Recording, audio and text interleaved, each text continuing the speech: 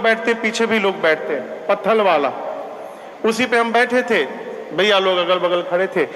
मेरे पीछे में एक माई थी और उनकी बेटी थी। तो आवाज से बिटिया को लगा कथा सुनती होगी, तो बिटिया उठ के सामने आई।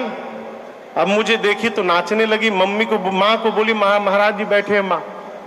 तो माँ के एक पांव नहीं थे, एक ही पांव पे मैया थी। तो मैं ही उठ के जाके माँ के पास बगल में बैठ गया। बात होने लगी, कथा सुनते हैं महाराज जी, दुनिया भर की बातें जो भी रही होंगी। इसी बीच उन्होंने अपने बेटे को बुलाया, 26 साल का बेटा, सिर पे चिड़िया का घोंसला बनाए आया। मतलब क्या था, भगवान मालिक है वो जो बनाया था। यहाँ पर आया, ऐसे टेढ़ होके ऐसे पांव छुआ, भैया जय जय सीताराम।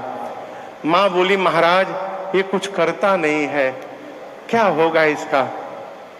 हम बोले माँ भोजन कैसे होता है करता नहीं है? तो बोले महाराज एक पाँव नहीं है मेरे, मैं ही कमाती हूँ, नौकरी करती हूँ इसी अवस्था में, मैं ही खिलाती हूँ। अब मैंने कहा माई थोड़ी बात कड़वी है, बोलूं?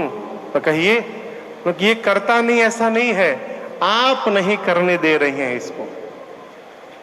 जैसे मैंने बोला उसकी बहन ने कहा ठीक बोले महाराज जी, यही कुछ नहीं करने देती है। जैसे कहीं जाता है उसको बुला के रोक के बुला लेती है, ये बैठ के खाली खाना खाता रहता है।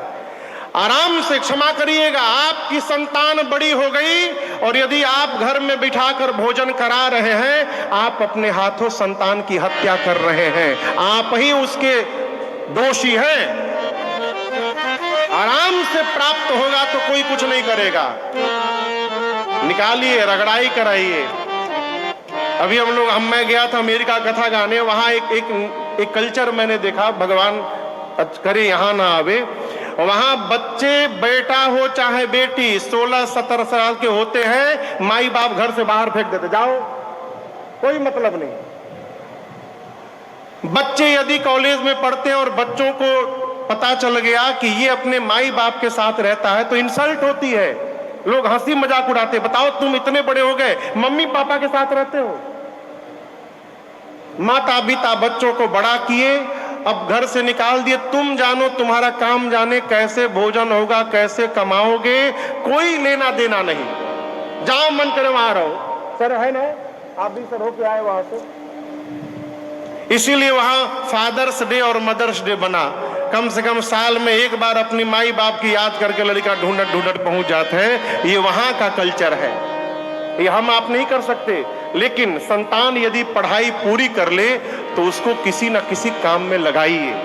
आराम से भोजन न प्राप्त हो माई बाप, आराम से पाया हुआ धन कुछ भी जीव के पुरुषार्थ को समाप्त कर देता है।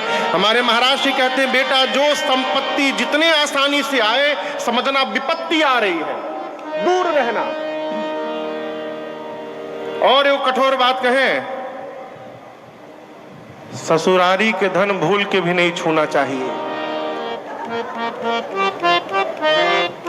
ससुराल का धन मिले ना तो उसको दूर से प्रणाम करिए। जजमनिका के धन, ससुरारी के धन बहुत कठोर होते भैया। यदि भजन नहीं है जीवन में तो सर्वनाश हो सकता है।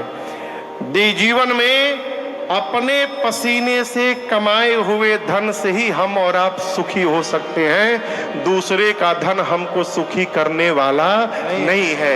ये अकाट्य सत्य है। अपने मेहनत से जो धन मिलेगा वही आपको सुखी कर सकता है।